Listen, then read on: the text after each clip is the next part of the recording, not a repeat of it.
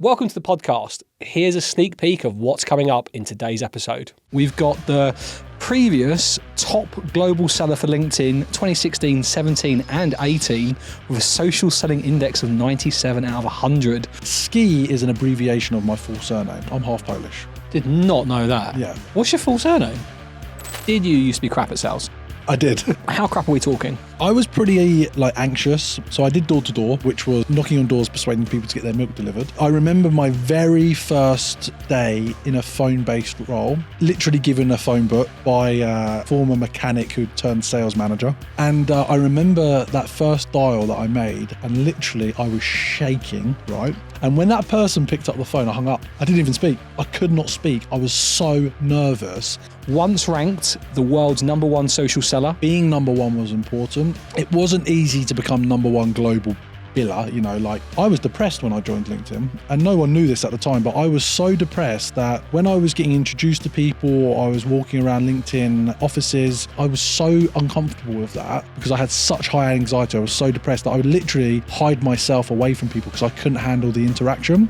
And it's nice that you take the time to help people. And maybe it comes from a place of that's the help you wanted to have early on in your career. My greater mission is to help people with their confidence. If you believe more in yourself, if you back yourself more, you do more, you achieve more, you earn more. Sales is obviously taxing, it's anxiety inducing, it's pressure filled. Walk me through, what do you do to manage some of the tension that this profession brings to you? I used to be that guy that would work 7 days a week, and I really didn't have a purpose outside of that. I mean, it got me, accelerated my career and my earnings and stuff like that, but there is more to business and life and success. Take me through some of the memorable things that sales leaders have come to you with problems and needing help. I'm probably one of the most connected to sales leaders in the UK. Particularly in the last 12, 18 months, a lot of sales leaders have reached out. Maybe sales isn't a career for me. Hello and welcome to the latest episode of the I Used to Be Crap at Sales podcast. I'm your host, Mark Akers, co-founder and head of sales here at MySalesCoach. We called the podcast this because it's true and all of our guests say the same. Speaking of guests, today in the orange chairs I've got, this intro is quite a mouthful. We've got the previous top global seller for LinkedIn 2016, 17 and 18 with a social selling index of 97 out of 100. Once ranked the world's number one social seller, the founder of SaaS Growth, the number one sales revenue conference in the UK and Europe, founder of Circles Network, co-founder of LinkDeal, sales director of Rockstar Property Partners, a man with nearly 40,000 LinkedIn followers, the author of How to Build Sales Confidence, and you might know this guest already, but he flies the flag really well for mental health in sales, and perhaps best known as the founder and face of Sales Confidence. If you've not guessed it by now, you must have surely. It is James Ski. James, big welcome to the Orange Chair and the podcast. Amazing. Well, thanks for having me. It sounds like I have been busy, and I have in some ways. But do you know what's quite funny sitting here? What I really like about these moments is how you can just pause and reflect on how long we've known each other. And actually we had met maybe previously, but we actually hung out at SaaS Growth, the very first conference at the Olympic Park, if you remember. I do. And there were a few things funny that we may or may not talk about that happened. But we had a little bit of a party afterwards, and I think that really cemented the beginning of our long relationship. It certainly did. Yeah, it was maybe 7-8 years ago. And we are filming this podcast on a Friday afternoon. It is gone 4 o'clock and we've gone for a beer. Cheers, James. Cheers, mate. Let's start with, what are you doing in Newcastle? Yeah, okay, great question. So actually I've spent a lot of time in Newcastle over many years. So my dad's lived up here now for probably about 25 years. He lives the other side of Bardon Mill, Hexham Way, just by Hadrian's Wall. He owns a converted chapel that he converted many years ago, which is really quite cool. And I've spent a lot of time coming up here as a kid. And also, interestingly, and you kind of did allude to it, I do talk about mental health. I actually spent some time in one of your local establishments in Morpeth, St George's, which is a mental health hospital up here. And I have to say, it's the best one of the 7 I've spent time in. It's fantastic. The staff are amazing, and the quality of the care is brilliant. And so, like, I've spent time up here, I've partied up here, and today, this weekend, I'm up here visiting my dad and obviously hanging out with you guys. It's a pleasure to have you in the office. I mean, you've been in the office since you got in before me, and this is probably the first time we've really spoke. You have been non-stop. I mean, the devil works hard, but you work harder. You've been non-stop. What have you been doing? Yeah, so it's interesting. Like, there are a few things going on in my world right now, and I've relaunched Sales Confidence under a kind of a new purpose. And our purpose is really this year helping 1,000 people get jobs in sales. And so I've been speaking to a lot of hiring managers about their hiring requirements around SDRs and graduates. That's been a lot of calls today. I've also had calls with a very big influencer that I will name drop. His name's Simon Squibb. He wrote the foreword of my book, How to Build Sales Confidence. And I've been talking to him about some collaborations around a platform that he's launched called Help Bank, which is basically about helping people at every stage of their business entrepreneur journey, which was very cool. And then I've had a couple of conversations with prospects and opportunities. So really it's been phone-based, and I actually don't work this hard on a Friday. So right. For some reason I've just packed my diary. But yeah, it's been calls, it's been opportunities. And actually, this is a great way to wrap up the week, to sit in the orange chairs with you. Well, it's great to have you here. And yeah, Simon Squibb, I see a lot of his videos actually on social media. He's a really interesting person. He's honestly, and I genuinely mean this because I've got to know the guy, he is such a top bloke, and he genuinely wants to help people. You know, he's a multi-millionaire many times over. He's made his money, he's created his wealth, and he's got a really burning desire to help people out in a way that he clearly didn't have when he started out in his career. And actually, the story of how I got to know him, I was on a TikTok live and waited my turn to have a Q&A with him. Finally got onto the Q&A, and while we were on the Q&A, he obviously clued up to the fact that I knew what I was talking about, then realized he was giving me a lot of valuable advice, and then said in front of like a few thousand people in this live, listen, I think I could add value to your business. I said, well, maybe you can. And he's like, well, how about I mentor you for a year? And I was like, yeah, fantastic. He goes, but it's going to cost you 10K. So literally I did have 10K. So I said, yeah, I'll do it. And we're live. So that's the contract. So I said, when I get off this live, our LinkedIn connects with you, send me an invoice and I'll pay it. So we did it. Anyway, he started consulting with me. We started to become friends. 6 months down the line, he reached out to me. He said, listen, I've been thinking. I said, what's it? He goes, it's not sitting well with me that I've taken 10K away from you. I'm going to give you back the money. He literally deposited the money back in my account and said, my whole philosophy is about helping people. I don't need your money. I'd rather you invest that 10K. Do you think part of that was he just wanted to make sure you were in? Yeah, I think he was testing it. Yeah. You know, it was live, it was public. You know, I wasn't bigging myself up, but we got into a really kind of, you know, there's a lot of people that get on those conversations with him that aren't experienced in business, aren't experienced in sales. And I think he clicked very quickly that I knew what I was talking about. Right. So I think when he started to understand the questions I was asking him, he was like, I'm giving away my knowledge here, and this guy sounds like he might be able to pay. And so he threw that out there. I obviously wasn't going to, even if I didn't quite have the money in that moment, I wasn't going to say no to it. So I committed. So yeah, maybe, but ultimately what transpired, and I've heard him tell this story on stages, is that he genuinely wants to be known now at this stage of his life and career for helping people for free. Now, of course, he has ways of monetizing his audience and he has revenue streams, etc. But this whole help bank and this purposeful and asking people, you know, what your dream is genuinely about helping people unlock their potential. And I think when I think of like sales confidence, and the philosophy of sales confidence is important to me, I really genuinely want to help people unlock their confidence, because it's a life changer. If you believe more in yourself, if you back yourself more, you do more, you achieve more, you earn more, you know, you get the partner you want. And actually my greater mission is to help people with their confidence. It just happens to be that my profession is sales and that's what I'm known for right now. But longer term, it's helping people with confidence is what's really important to me. I can see why you and Simon get on so well. But what a great story. Maybe one day I'll come on the podcast. Hey, maybe. Let's start where we always start then, with a yes/no question. Did you used to be crap at sales?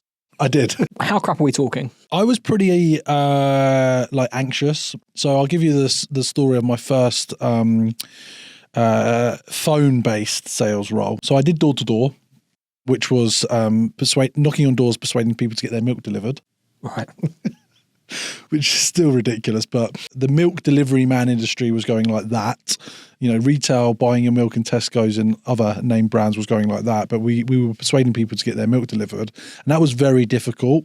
But I remember my very first day in a phone-based role, literally given a phone book by a former mechanic who turned sales manager. And I remember that first dial that I made, and literally I was shaking, right? And when that person picked up the phone, I hung up. I didn't even speak. I could not speak. I was so nervous. And that lasted for like a week. And so it's actually interesting when I look at new SDRs or salespeople starting now that crack on. And I think you've got no idea how scared I was and how crap I was in those first few weeks of phone-based sales. I normally ask, like, what point of your career rushes to the front of your mind, but it feels like that's the moment that sort of lives rent-free in your head, so to speak. Completely. I mean, I was so nervous, so afraid, was getting, tongue-tied on all the conversations, didn't know how to respond to people, didn't know what to say back, didn't know how to overcome objections. It was a car crash. Why didn't you just quit? I was very motivated to be in sales and in business. From a very young age, I harbored an ambition to run my own company or companies. And I'd read a lot of biographies, a lot of self-help books, a lot of get-rich books. And every single one of those books pretty much said, if you want to be successful in business, you need to be great at sales. So I wasn't going to let, the anxiety or the pain of those initial weeks on the phone stop me from pursuing what I was setting out to pursue. And also my background, I have a sporting background. I was a high performance rowing athlete, and you don't quit. You navigate, overcome challenges, and you improve every single day, and you become the best version of yourself. And so even if you're crap today, like if you put in the work, you learn, you iterate, you can become great. Can I share why I'm so excited to have you as a guest today? Go on. You've been in sales for a long time. You've been there, you've done it, you've got your hands dirty, you've got experience of selling. By the nature of your career, you've met a ridiculous amount of sales professionals and leaders. You'd have heard the horror stories. You'd have seen the big success stories. You built a sales community that was thriving and then got hit by COVID, and then you've come out the other side of it. You fly the flag, as I said in the intro, for mental health. You also make me laugh a lot, right? Like the quick fire round was hilarious. And in this episode, what I really want to do is get to know how you manage those situations, the stories that you've learned, stresses that come with the role. And I think anyone that's listening to this podcast now, like, just has to stick around, because I know this is going to be a good episode that is going to be filled with like highs and lows.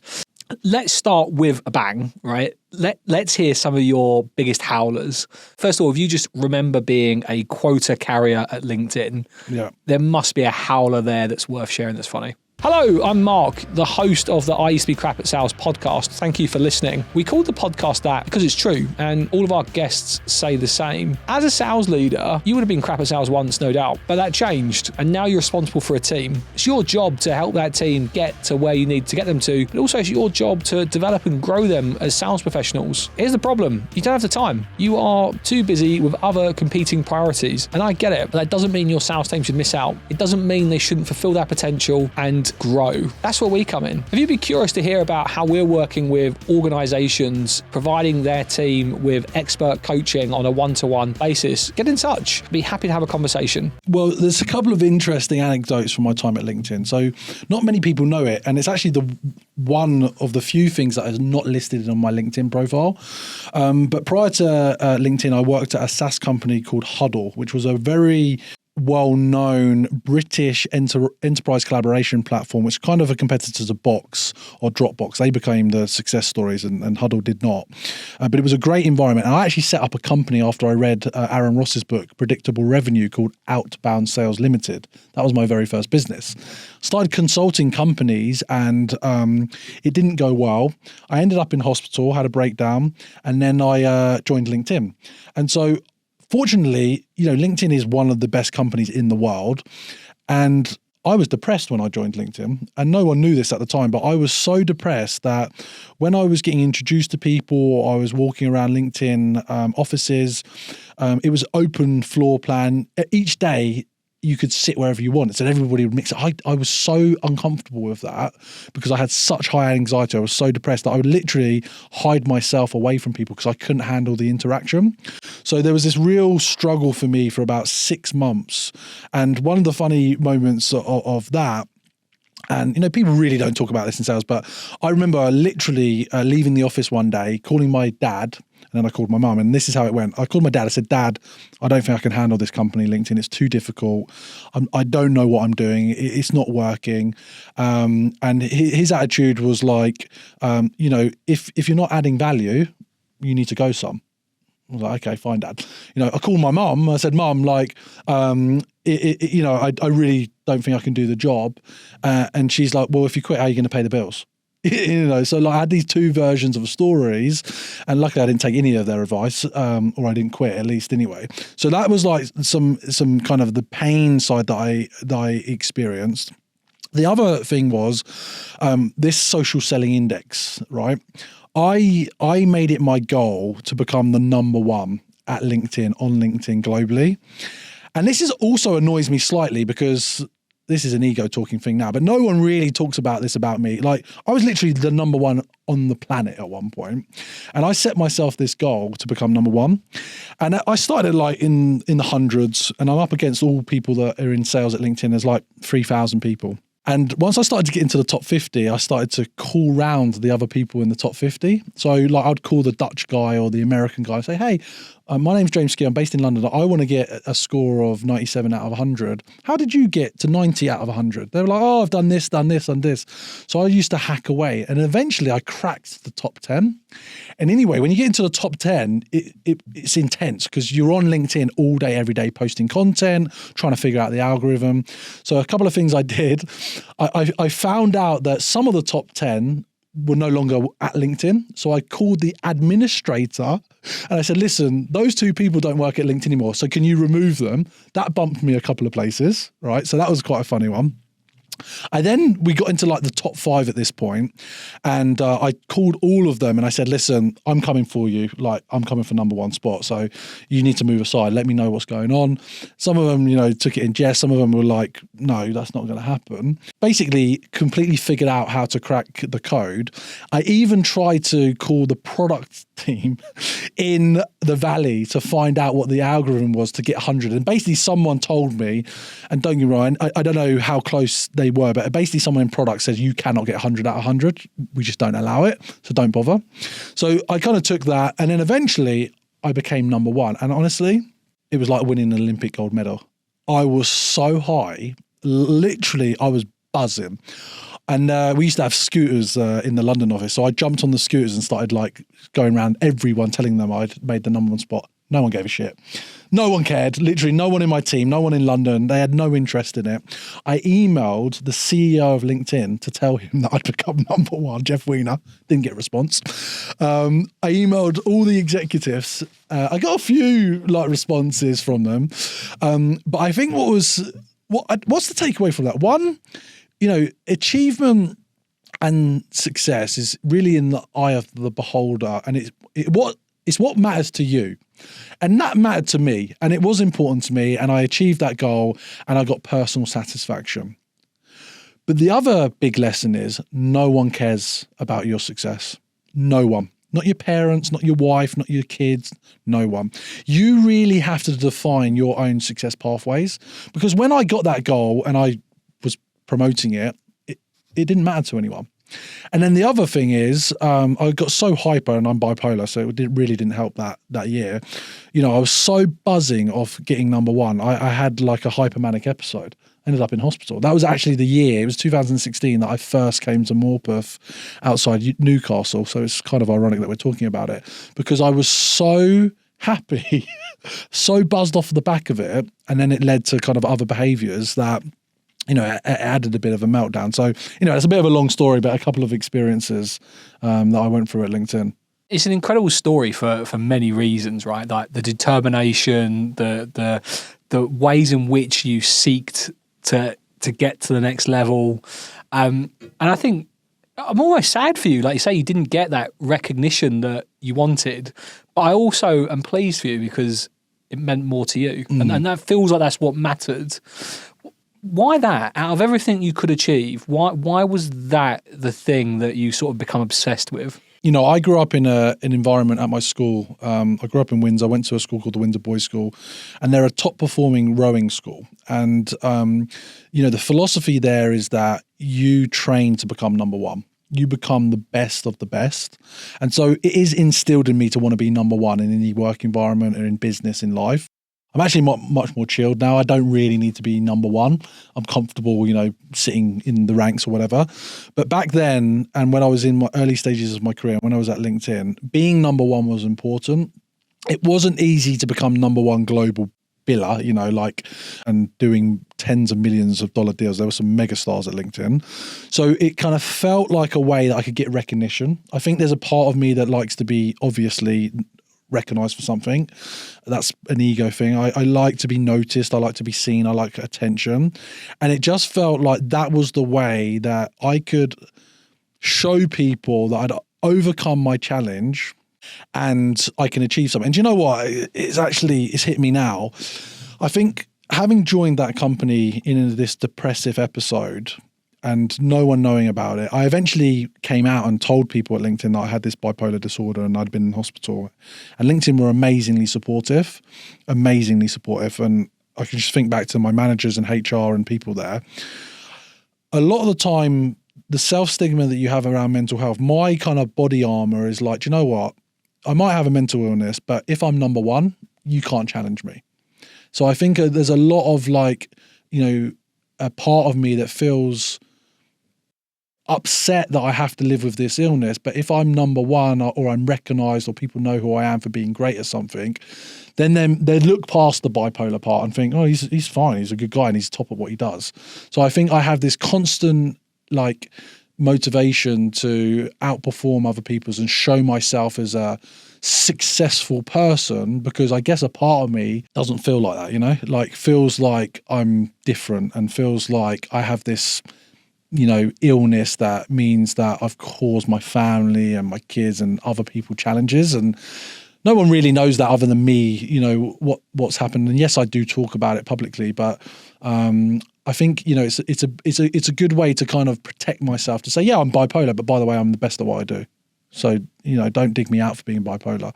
Or, you know, if you look at media and you look at TV and you look at film and you see some of these bipolar characters and it's extreme, and so when people hear I'm bipolar, they immediately say, well, he's probably like that guy, or he must be like my uncle, or I'm me. It doesn't matter. We're all individual, you know, like it doesn't matter who you are, what your background is. We're all individuals, and you know, that's just probably something that's driven me.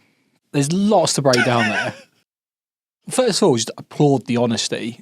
I think the thing that I'm sort of picking out from that, like the themes, is that need for approval, is that feeling like you have something to prove. And it feels like you've had that as far back as you can remember. Yeah. But also you said you're far more chilled now. It doesn't affect you as much. What's changed? I'm 37 now. You know, the last time I was in hospital was 4 years ago. COVID happened. I think that impacted a lot of people. Quite a few things that I wanted to achieve when I was a teenager or in my 20s. And I feel like I've had a pretty good life. And I think I've also I've also not achieved a lot of things. And I've realized that that doesn't matter either. And, you know, getting your number, you know, for the year is nice, but it doesn't matter. You know, like getting that next car is nice, but it doesn't matter.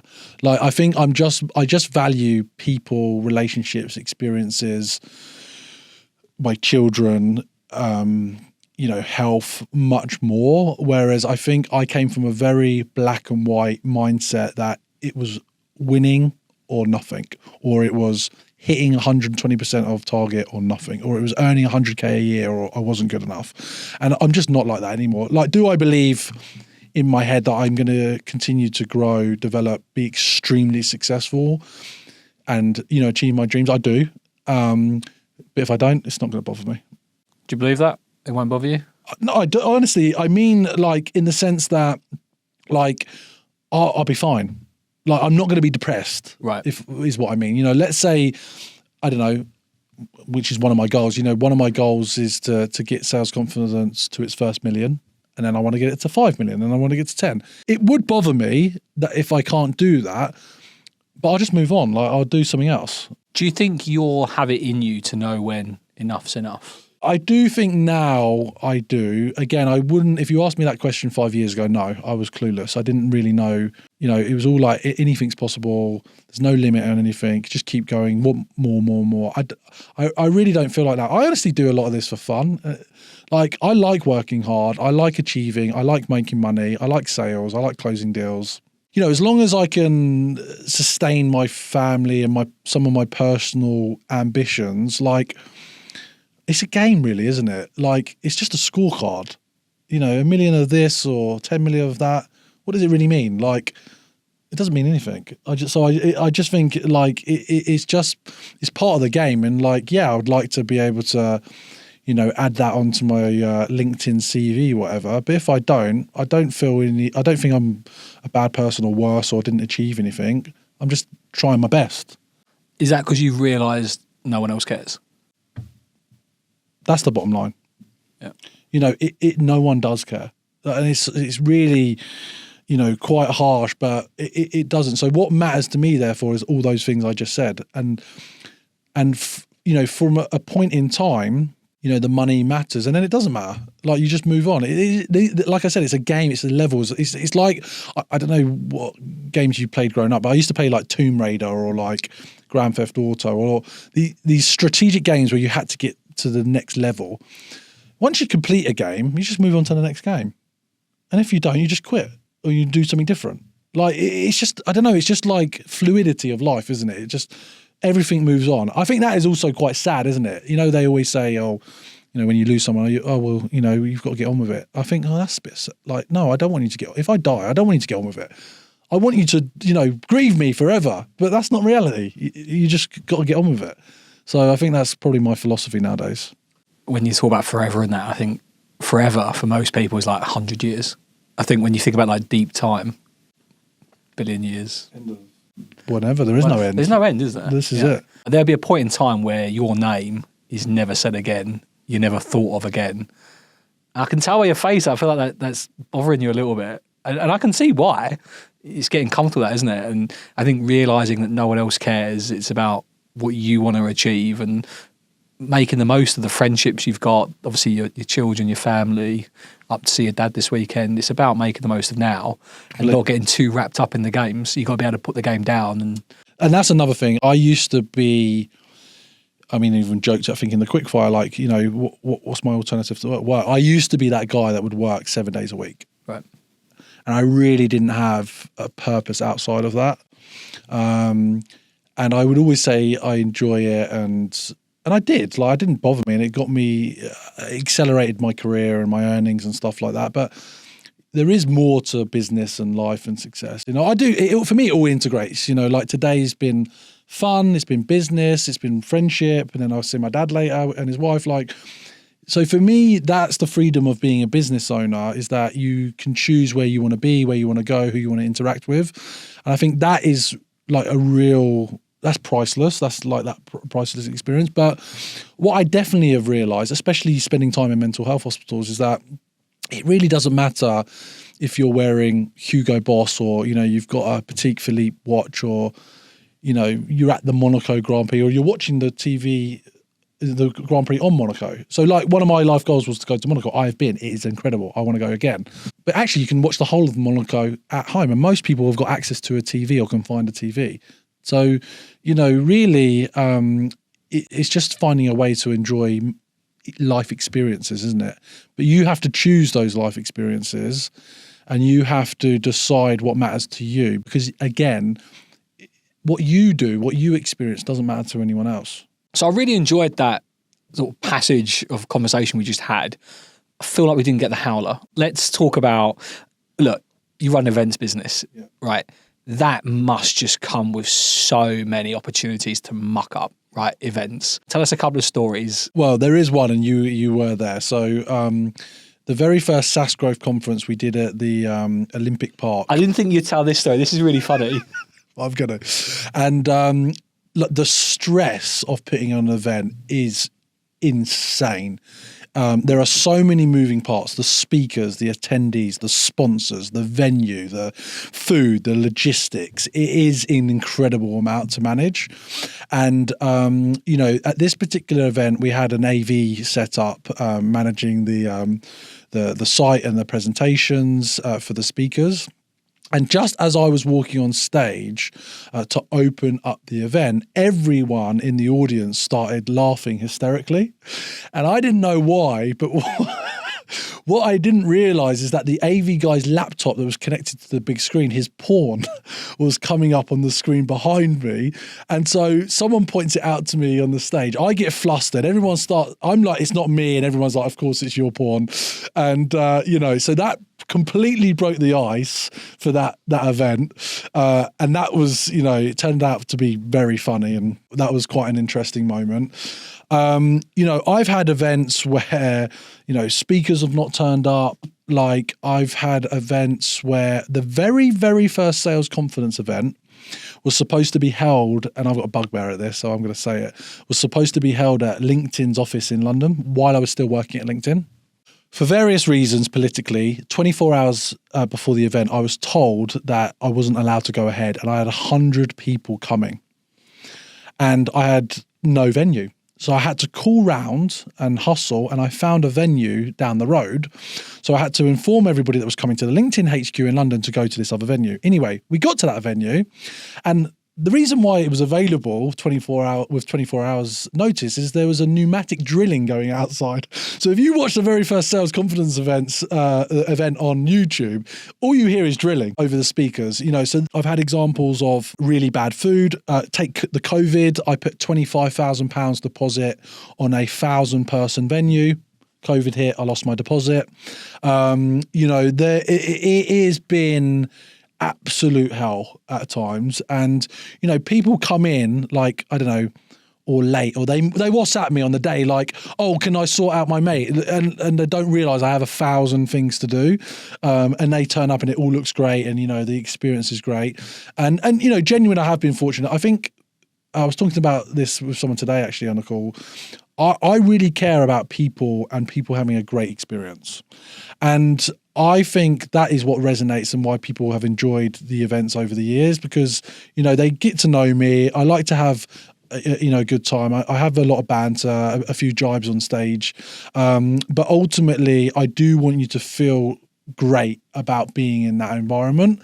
But, a lot of things have to be in place to make that experience good. I can imagine. And obviously some horror stories there, but it feels like, understandably, we can look back and laugh now. But I remember you walking up on stage, and I remember you saying, it's not mine, it's my friend's, this pornography coming up on the screen. And what I remember more than anything else is several hours later, we're in that bar, Four Quarters, and I can't remember who started the chant. Wasn't me, guilty, but of just James Ski, his mate likes porno, and just everybody singing James Ski, his mate likes porno. Do you remember we had all the champagne left over and we ended up spraying it outside? That was so funny that night. Yeah, that was honestly such a good event, such a good night. And you're right, like that was obviously a horror story really, but do you know what? It's not. It broke the ice. It was really funny. It was really memorable. And you've got what's really important, a funny story for life out of it. Like you stood at an event with however many hundreds of people, porn's playing in the background, and you're trying to say it's not yours. And everyone thinks it is. Yeah, I know.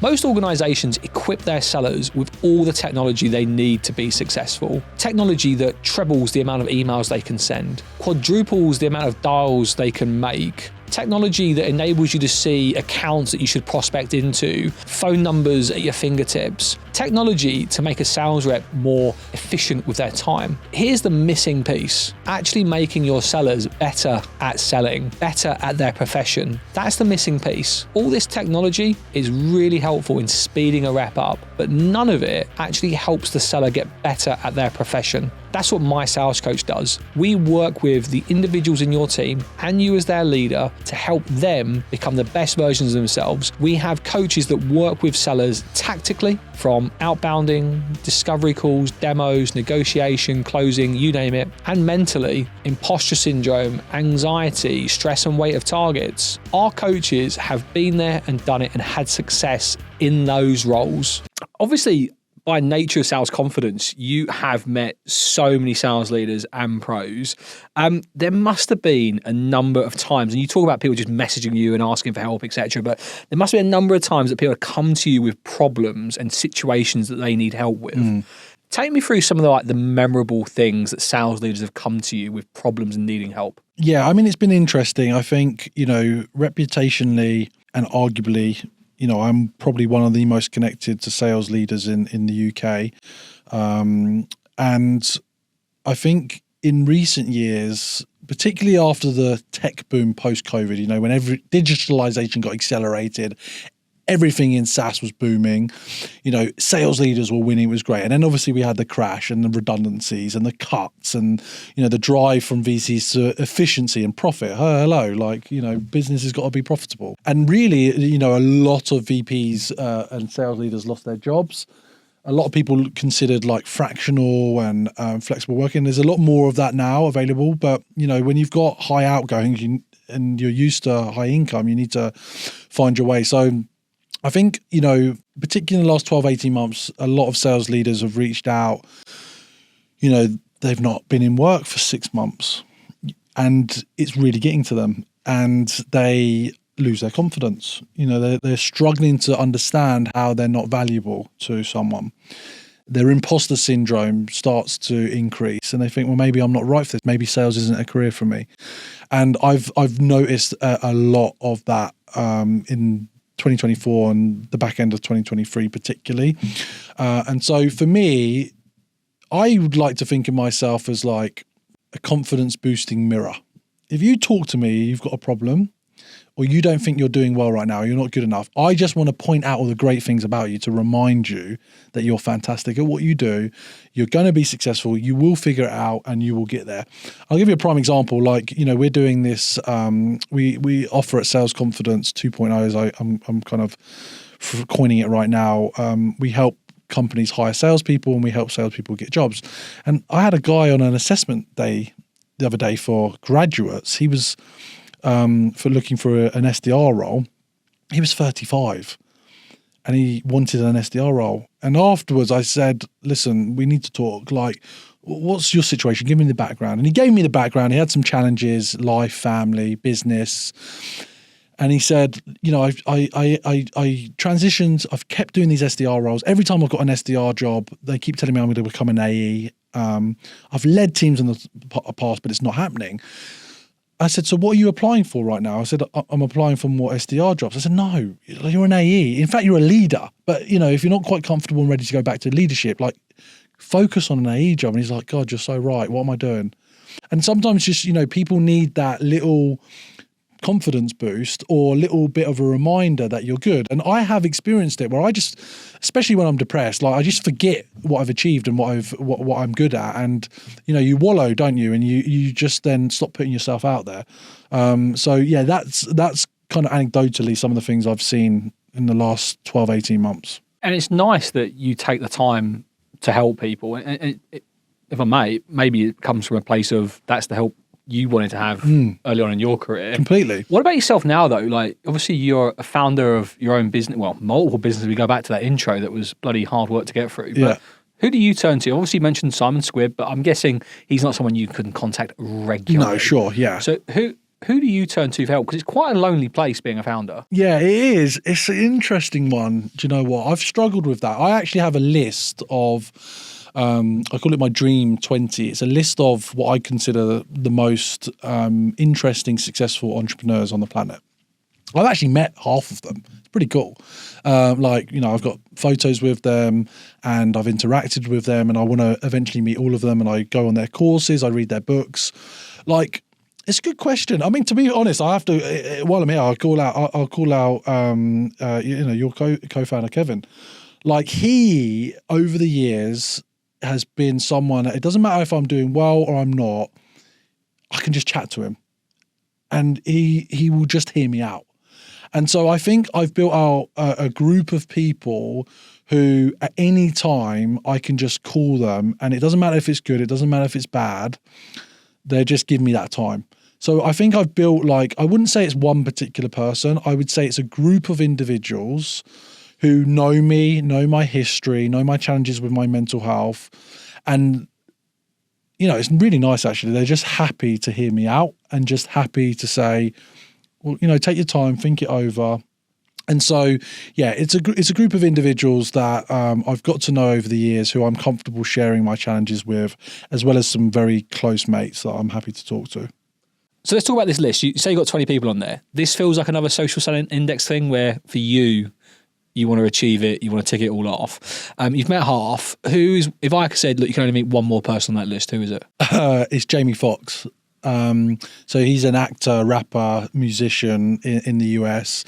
And his story is, he talks about, I think it was LA that he moved to. And the way he ended up getting on like Kanye West albums and certain collaborations, he basically used to throw parties. So he became the party guy. So obviously, being the party guy, everyone wanted to go to his party. And when he was at the party, or he would host the party, he had a studio like this in his house, and he'd say to Kanye West and other people, "Hey, do you want to drop some beats? Do you want some raps?" And they would come into his studio, and then he would gift them some lyric or gift them some track that he's built on. So I just think he is like, this is nothing to do with sales really, or nothing. I mean, he's a very successful businessman as well, but I just like his approach to how he's built his life. And when you read about it, like, it is really about being the host. And I've done that with Sales Confidence. I've been the host. So people have come to me. Come to your house. Yeah, they have even come to my house now. I want people to come there, share their stories, share their challenges, connect me to opportunity, feel welcome, so that I can build that network. So I think it would just be, he is probably my celebrity crush, like in that world. And I find him hilarious. I think he's super switched on. I think he's quite a good actor as well. But yeah, I think just the way he's, created his brand and how he's built his lifestyle and business, I really like. So what a great answer. Obviously, I was expecting to be someone I'd say, well, let's give him a shout out, let's tag him, you never know. But obviously that's quite different, Jamie Foxx. I've got one similar, Arnold Schwarzenegger.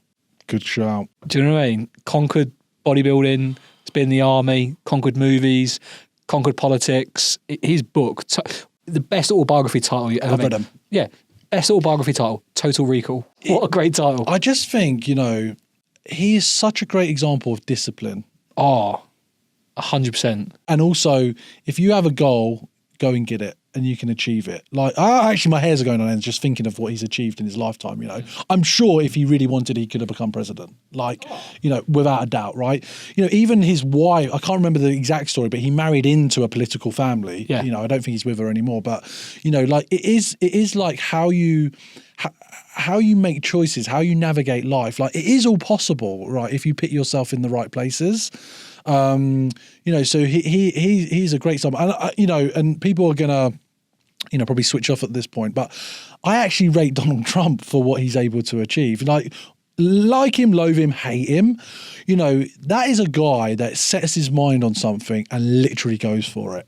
Regardless of what you think of him, he has captivated enough people to vote him into the White House, and he's going to do it again. So, yeah, regardless of what you think of him, what he's achieved, it's that branding. But with Arnold Schwarzenegger, it's kind of just remind me of what you said. Like, if you think about the levels in the games, completed the army, put it down. Completed bodybuilding, put it down. Completed movies, put it down. Politics, put it down. Just like that, constantly reinventing himself and going after new things. In talking about people who inspire us, so at your events, you always have like 3-4 speakers. Yeah. How many events do you reckon you've run? I mean, hundreds. Like hundreds. It's right? a lot. We're talking like close to 1,000 speakers. Yeah. I've spoke at certainly one of yours like 5 years ago, the cold calling one. Yes. I think I did a second one, didn't I? I spoke the SDR survey recently. Yeah, about 6 months ago. So I spoke a couple of yours, but when you look back, and this is hard because you've obviously had like 1,000 speakers, Who inspired you the most? Oh, wow. There's been some amazing stories, that I've heard over the years. And often the most inspiring ones have been SDRs. Right. I've loved seeing SDRs get up on stage, limited experience, but loads of energy.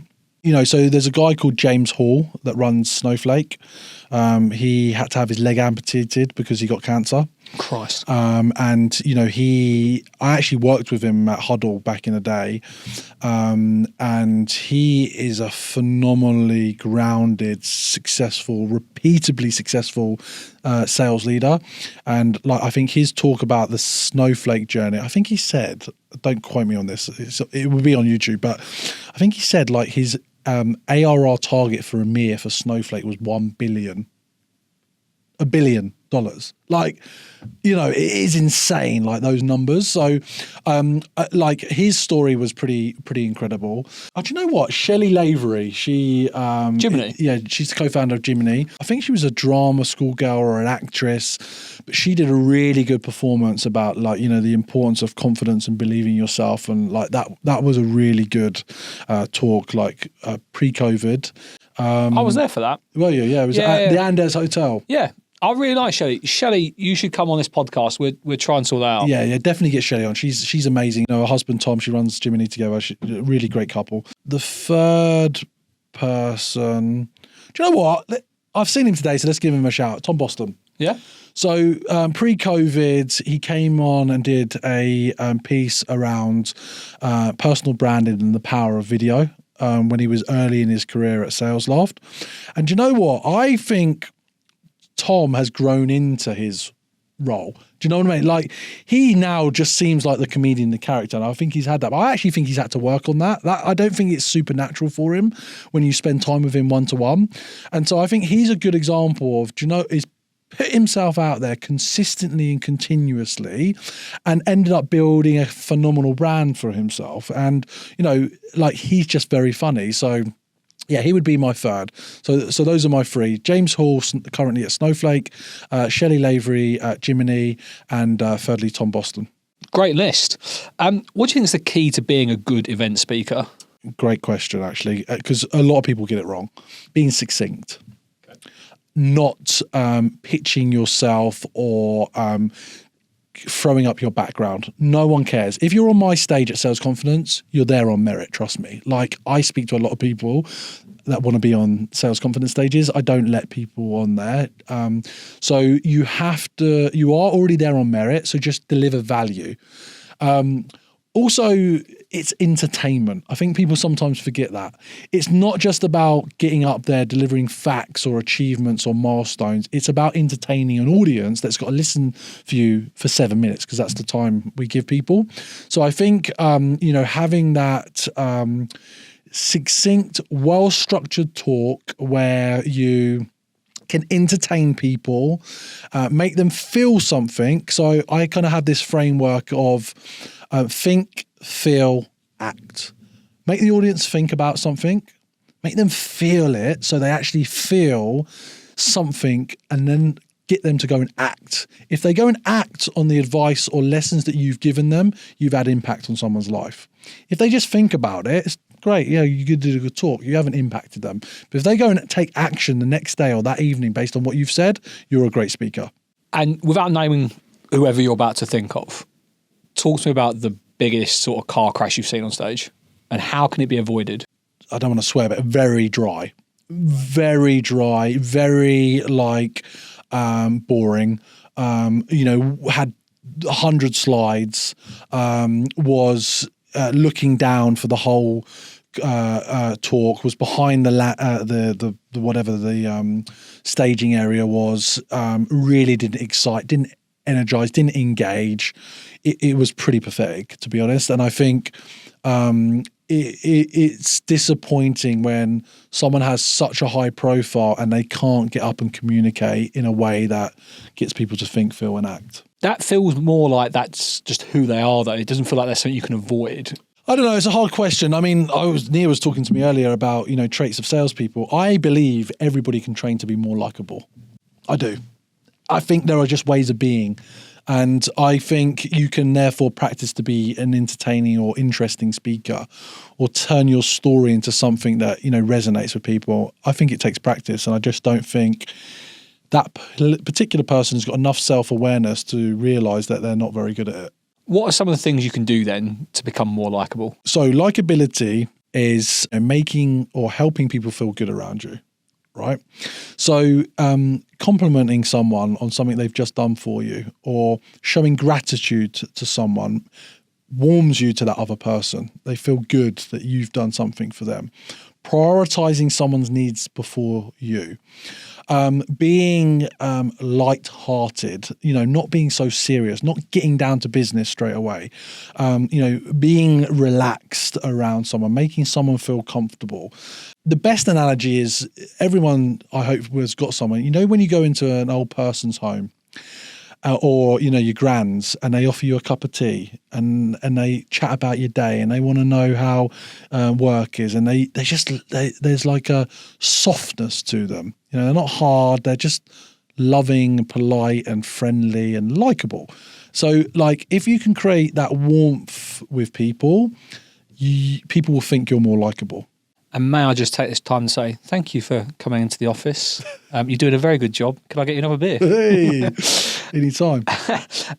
Let's talk about the mental side of sales, and you have spoken about it a lot already, which is great. I love how open and honest you are about it. So many people would not share what you've shared. And it's okay not to, by the way, because it's a lot. Totally. Oh, absolutely. But talk to me about sales, a mental health. Sales is obviously taxing, it's anxiety inducing, it's pressure filled, and even more so when you run your own business. Just walk me through, and it feels like you've had a lot of experience in terms of education and help from people. What do you do to manage some of the tension that this profession brings to you? For me personally, and a lot of these are commonalities or cliche obvious, exercise is a big deal for me. I do try and run 3-4 times a week. I'm now back on the river, rowing in a rowing boat, which is a lot of fun. I go to the gym. So that's really important. Sleep is absolutely critical. Consistency on sleep is super, super important. Getting what you need, but just getting enough of it on a consistent basis is really important. Also, not being super attached to the outcome. If the discovery call doesn't go well, so what? If you don't close the deal, so what? Your boss is telling you need to get a deal done by this time. If it doesn't happen, it doesn't happen. I had this thing. I had my first son when I was only 24, which is reasonably young. And I remember some of my managers used to email me, this was before Slack, urgent, call me back, or urgent, you need to go. No, nothing's urgent in business. What's urgent is if the mother of my children calls me and my son's injured and he's in hospital. That's an urgent, that's emergency. Really, in business, there's nothing urgent, if I'm honest. It's important and you can get to it, but it's not urgent. So I hate that kind of use of language around people. And I think, it's not being attached to the outcome. Yes, striving for it. Yes, put the work in. If you're not someone that doesn't put the work in, that's not good enough. But if it doesn't happen, it doesn't happen. Just let go, move on, move to the next one, on to the next. So I think, your mindset and how you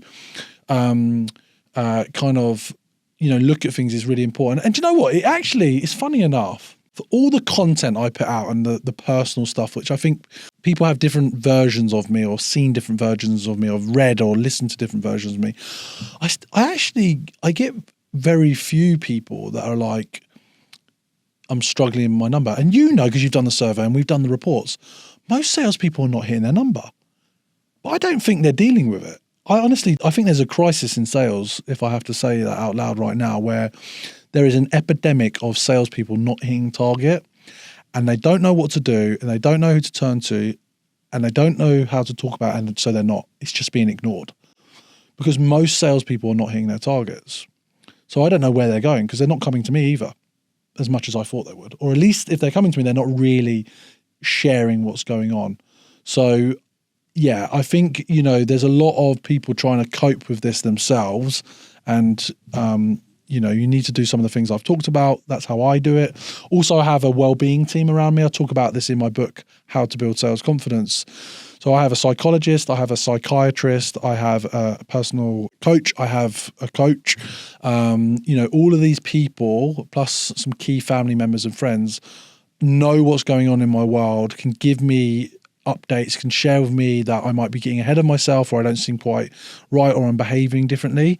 And that just means that I can monitor myself and stay as well as possible. It feels like you really have just built a great team around you to help you. Most people don't have that luxury, like you say, and they don't know who to talk to, don't want to. Some people probably don't even identify that they've got these problems. No, that's true. What are the warning signs, if you're an individual, to look for? I've never quite experienced, but I understand the concept of it. I think they call it Monday blues. If you're really on a Sunday getting anxious about Monday morning, sitting down in a sales meeting or getting on the sales call, and you are, your heartbeat's racing, you're stressed, like you're distracted, your family's not getting their attention, or your partner's not getting your attention because you're stressed about Monday, there's a problem. You need to speak to someone. You need to speak to a professional. So I think if you're anxious, waking up in the morning, going into work, if you can't turn your laptop off, especially with so many people that are hybrid now, work from home, like they're on the laptop till 8 o'clock, 9 o'clock at night. You don't have to do that, but you feel like you need to, I think you've got a problem. I think if you are, abusing alcohol, drugs, other things, you've got a problem. If you are, afraid to be honest about your pipeline to your manager, you've got a problem. So I think there's a number of things that you need to become aware of, and if you experience that, you need to speak to a professional, and then you need to start thinking about, are you in the right company? Have you got the right manager? Like, where can you get assistance? And this is why, I know it's not really the theme, but this is why having an outlet of a coach is critical, because they're a third party, they're a person outside your organization that's not going to hold judgment, not going to take it to HR, not going to bring it up if you're not ready to bring it up. And it's amazing what can happen in those sessions where someone can just open up about their challenges and get honest feedback, direction, and signposting to maybe other expertise or thoughts or people that can help them. Where do you think you'd be if you never had access to external support and coaches? Probably be in a hospital. Like if I didn't invest in my well-being team, if I didn't invest in coaching, if I didn't, look after myself, I mean, it's quite extreme to say this, but I could have been institutionalized into the point where I know, because I've met them, where you just don't leave hospital. You're just in it. That is where you live. And that is scary. And, I could have lost my businesses. I could have lost relationships if I didn't invest in myself, because, some of my behaviors that led to my hospital admissions were, not healthy.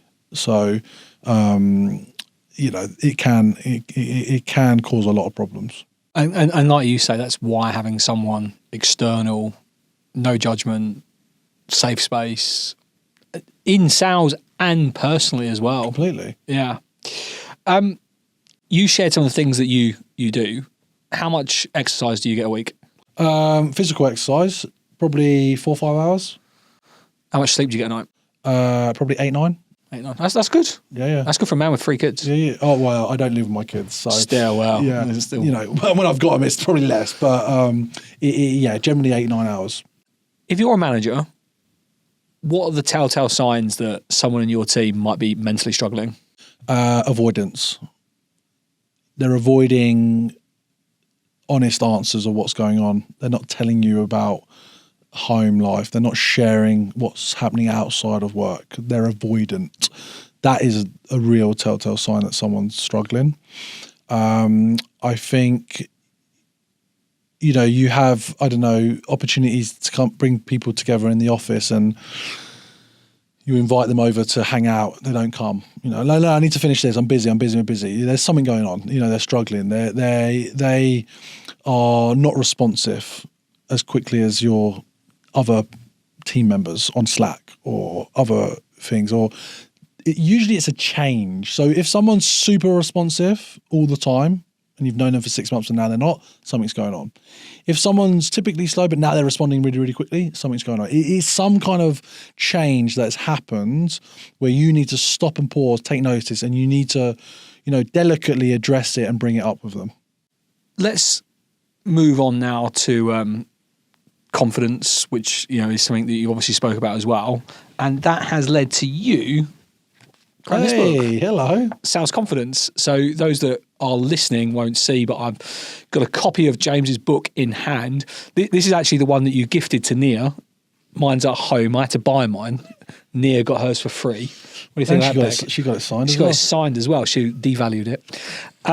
Talk to me about, how did you write this book? How did it come about? I have a few books in me that I'm excited about writing. I really want to tell the story of my bipolar journey, but I want to tell it in the right time. Again, probably the ego. I want to achieve a certain amount before I tell that story. Right. So I don't want to be judged on it. I don't want to reveal some of the bizarre adventures I've been on, as I like to call them. So this book really was in the making for a long, long time. And then I just committed to that goal, and I said, I'm going to write this book. And I, had help, had someone help me write it. And it was really important for me to own sales confidence globally.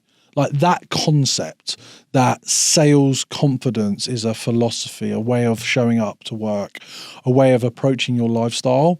And the pillars of sales confidence, or how to build sales confidence, as the book is called, a split between your mindset, your well-being, and performance.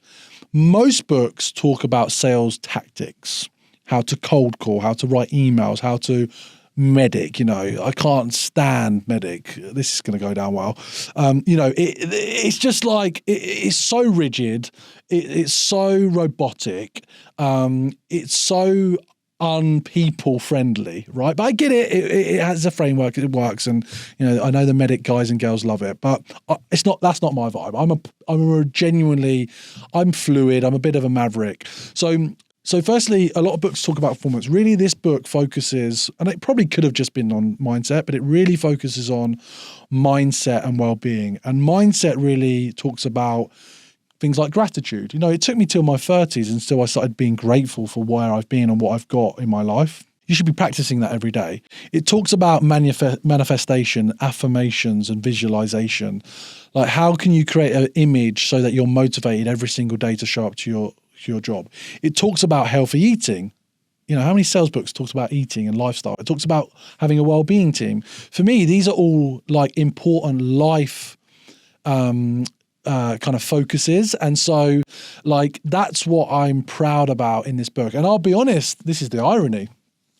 There were points writing this where I really questioned myself, like, why am I doing this? I don't have anything to share. I don't have any value to add to anyone. No one's going to want to read it. And it was really difficult to actually publish it. Like that book, it took me about 9 months to actually publish it. It was finished. I just couldn't do it. I was just like, no one's going to want to do this. And God forbid someone reads it and thinks it's crap, and then we're on a podcast talking about that. Like, so, and then again, what happened? Eventually I was like, I don't care. I just feel good that I've written a book. And do you know who it matters to me? It matters to me. And I'm happy with it. Now, do I have a goal on how many of books I want to sell? Yeah. Is it a money spinner? No, for anyone who wants a book. It is not a money spinner. But do I have in the game a goal on how many I want to sell? Yeah, 100%. Do I love it? Like, you just put it out. I didn't know you had it. Like, did I feel good when I saw you bring it out? Yeah, absolutely. I was on a Zoom call the other day speaking to a CRO, and he literally just waved it at me. I didn't know he bought it. And I loved that. So I think, it's a really quite cool milestone in your career to be able to publish a book. And like I said, I have a goal on how many I'd like to sell. If I do or don't, it doesn't really matter. I just enjoyed the process. What's the goal? 10,000 copies. How many you sold? Over 100. Okay. And where can people buy it from? So it's available on Amazon, and you can get it on Kindle. I think you can get it on Kindle for 99 pence. So there's no excuse. If you're listening right now, grab a copy. I'll tell you what, if you are listening and you grab a copy and you LinkedIn me with a photo of your book, I will jump on the phone with you. That's an offer right there. I can see Beck's grabbing her phone. Look at that. She's ordering a copy right now. I was going to ask, like, how many times you nearly quit writing this book, because it's hard, isn't it? Well, you've done it. Yeah. Like, But I suppose I had two other people to push, and this could have gone away and no one would have ever known about it. That's true. And that, again, it comes back to that, no one cares. Like, no one told me to write that book. No one said, James, you should write a book. Like, no one said, like, I have to sell 10,000 copies. These are just my aspirations, my goals, right? So you're right. Like, and I think that's a lot in life. Like, and that's sometimes the accountability. 10,000 is a huge number. I actually don't know what the average is for a book that's sold. Where did that come from? The number? Yeah.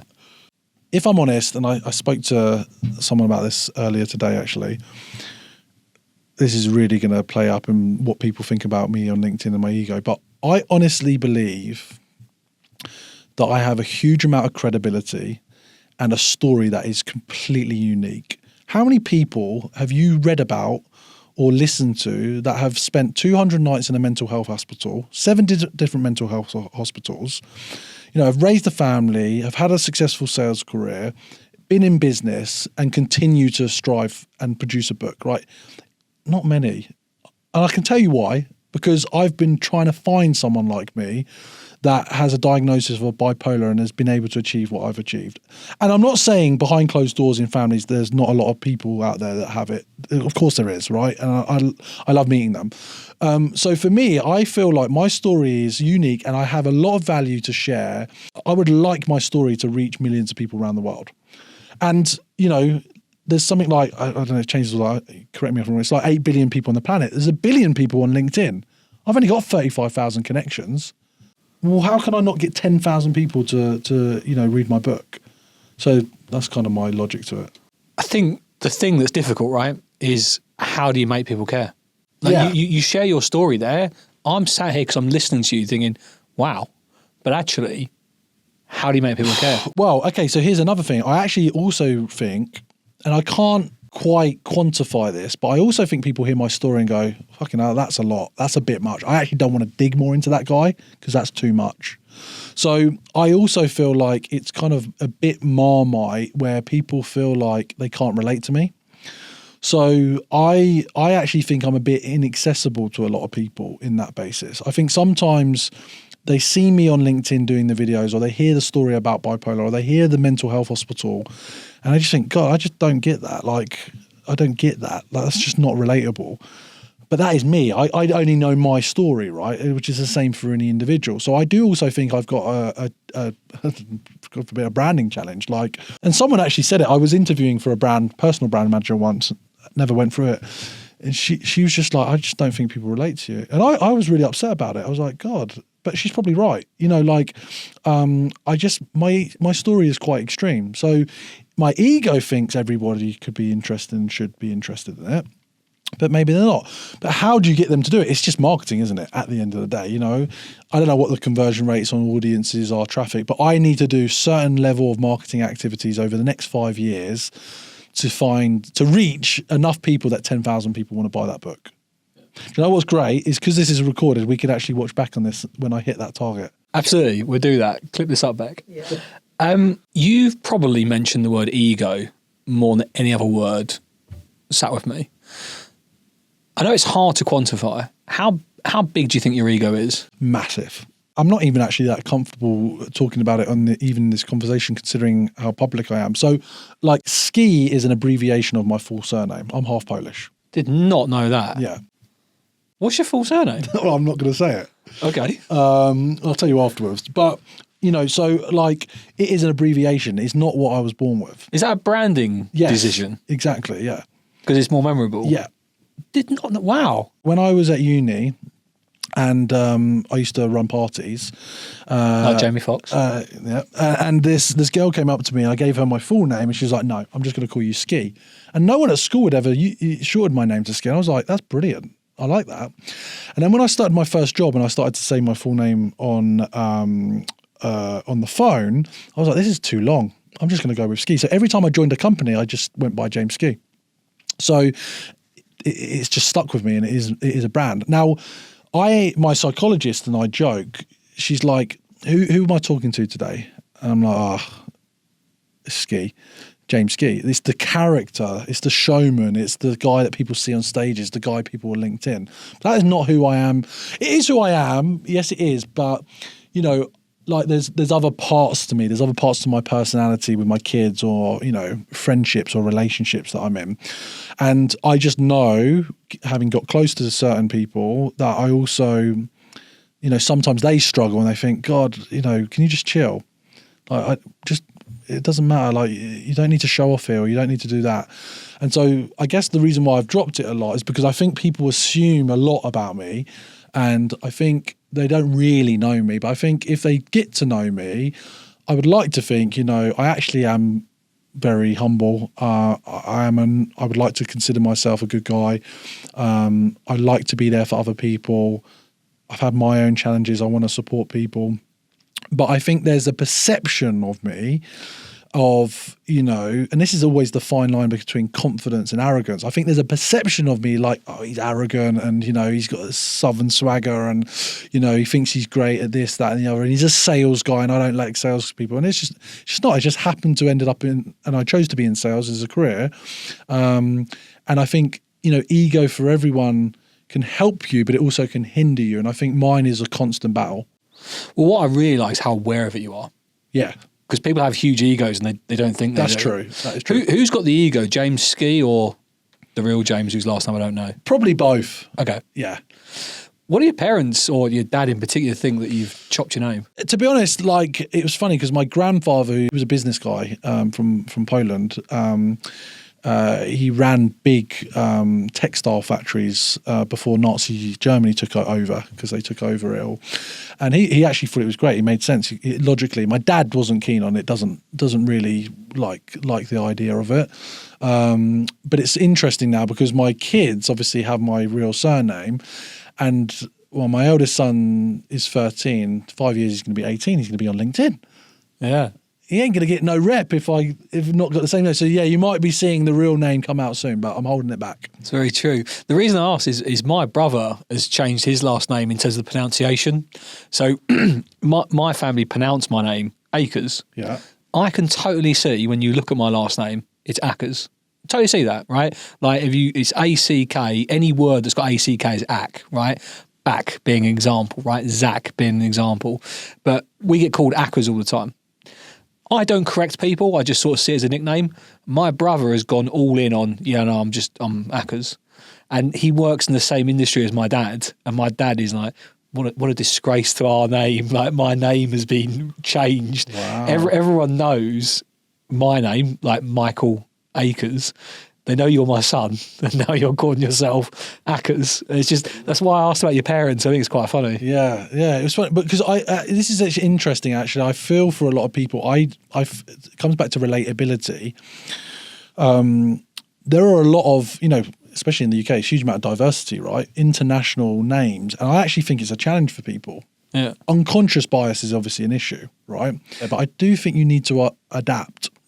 And if you need to cut a few things to like fit in to accelerate your career, I think you should go for it, if I'm honest. Like, people won't agree to that. People will be like, no, this is me, this is who I am. But, there's some really complicated names out there. And I don't think it helps you at all if it's really complicated. Yeah, I can totally see that. James, honestly, this conversation, I could easily just get another beer, have a little reload from the beer tap. But I'm conscious of time. You need to get to your parents as well. Tell us all, what is Sales Confidence 2.0? What are you doing now? Thanks for asking. Yeah, so I built my reputation from a business perspective of helping software companies and service companies launch and expand in the UK over the last kind of 5-6 years. So everyone from SalesLoft, Gong, ZoomInfo, 6 Sense, HighSpot, US companies launching here, or UK companies like Cognizant, Jiminy, Curvo now, Trumpet. I've helped expand them. And obviously we've worked together at Refract, Allego, and now MySalesCoach. That was my business model. That model doesn't exist anymore in the bulk on a sponsorship side of things.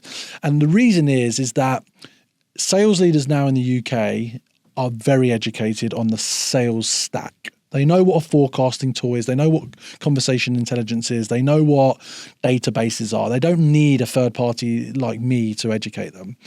So the model is shifted to, okay, how can I service this audience that I've built over the last 5-6 years, and I'm extremely well known? And the fundamental thing, despite the LinkedIn scaremongering that's not going anywhere, is companies need to hire salespeople. And while some people might be arguing for less salespeople, the long tail, i.e. the number of companies that are getting funded week in, month out in the UK, Europe, and the world continues to grow. It doesn't matter if it's AI, it doesn't matter if it's deep tech, it doesn't matter what it is, salespeople are still going to be needed. I don't care what people say about AI. So I've shifted my attention with Sales Confidence 2.0 to help people get jobs in sales and help companies hire salespeople. And what's totally unique, super disruptive in the way that we do it, one, we provide a pre-vetted, pre-qualified database of interview-ready candidates. So the problem with job boards and posting jobs is you just get hundreds of candidates that aren't relevant for what you're looking for. With our hiring platform, they're pre-vetted, pre-qualified, ready for you to interview. They might not be a culture fit, they might not be the candidate you want, but they will put on a good performance. We've also trained, developed, and supported them. So we put them through masterclass training, we coach them.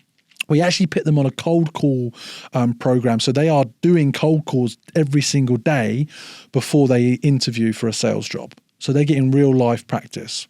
The second thing is, if you're like, well, the hiring platform sounds great, James, but I just need someone today. Well, you can join one of our assessment days. That is a common model in the market, but we're just disrupting it. And we're about 50% below any other competitor. And then the final thing is learning and development content. I've just built up, we've talked a lot about it today. I've got the best SDRs, AEs, VPs of sales in Europe that have shared their expert content, and we've got it on a platform, Netflix style content that you could subscribe for. So yeah, the future of Sales Confidence 2.0 is really helping people enter the sales profession and helping companies hire salespeople. Sounds amazing. Obviously, you shared it with me, and I'm really excited to see the journey you're about to go on. James, thank you so much. Like this podcast, I feel like I say it regularly, but genuinely, I think it's probably the most honest podcast we've had, and we've touched on a number of different things. I've really enjoyed speaking with you. Could easily do another hour, but let's call it a day there. We can always have you back since you come to Newcastle regularly. I just want to say thank you for coming up. Thank you for coming in and sharing your story. I've really enjoyed it. Thank you. Mate, do you know what? It's been great, especially because obviously we go way back now, and it's been amazing to think about where our careers have got to and the impact I think we're both having on the industry.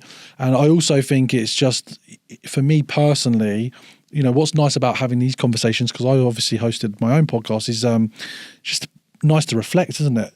And just, feel good about some of the milestones and share some of the anecdotes. So yeah, look, I love what MySalesCoach are doing. And I think it genuinely is impacting people's careers, but their lives as well. And, what more do you want? Thanks so much, James. Nice. Cheers, pal.